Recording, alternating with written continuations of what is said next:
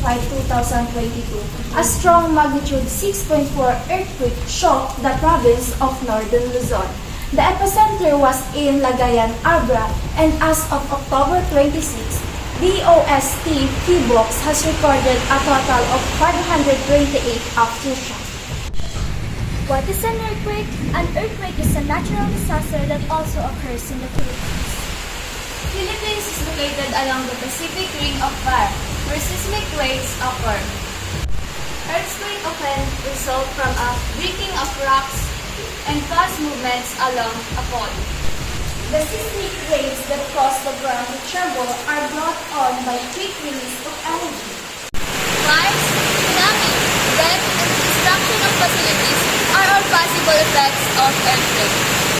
We should expect the occurrence of earthquakes every time. Therefore, necessary steps should be considered. First, you should be knowledgeable about the adverse effects, causes, and precautionary measures. Before, during, and after.